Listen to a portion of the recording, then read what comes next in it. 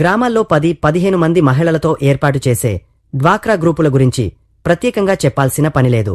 మహిళల ఆర్థిక స్వావలంబన కోసం రూపొందించిన ఈ కార్యక్రమం 3 దశాబ్దాలుగా విజయవంతంగా అమలవుతోంది.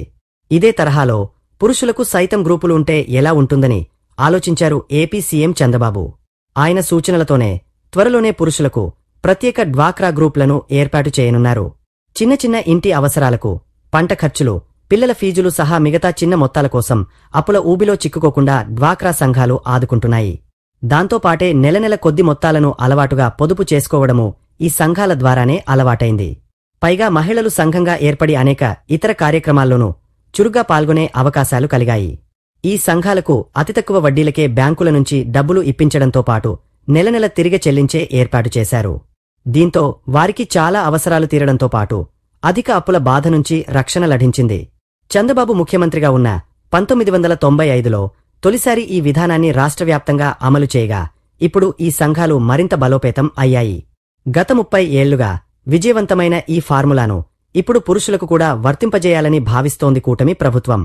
మహిళా సంఘాల తీరుగానే పురుషులతోనూ గ్రూపులు ఏర్పాటు చేసి రుణాలు ఇప్పించాలని, వారికి స్వయం ఉపాధి కోసం సహాయం చేయాలని భావిస్తోంది. ఇటీవల కలెక్టర్లతో సమావేశం సందర్భంగా రుణ యాప్ల విషయం చర్చకు వచ్చింది.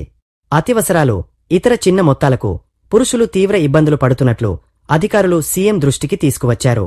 దాంతో అధిక వడ్డీలకు డబ్బులు తీసుకోవడం, రుణ యాప్ల ఉచ్చులో చిక్కుకుని తీవ్రంగా నష్టపోతున్నారని తెలిపారు. దీంతో వినూత్నంగా ఆలోచించిన సీఎం చంద్రబాబు డ్వాక్రా గ్రూప్ల తరహాలోనే పురుషుల కోసం రుణాలు అందించే సంఘాలను ఏర్పాటు చేస్తే ఎలా ఉంటుందన్నారు. సీఎం ఆదేశాలతో అధికారులు ప్రయోగాత్మకంగా పురుషులకు సంఘాల ద్వారా రుణాలు ఇప్పించేందుకు కసరత్తు ప్రారంభించారు. ఇందులో భాగంగా అనకాపల్లి జిల్లాలో ప్రయోగాత్మకంగా 20 గ్రూపులను ఏర్పాటు చేసిన అధికారులు ఆసక్తి ఉన్న వారిని సభ్యులుగా చేర్చి రుణాలు ఇప్పించారు.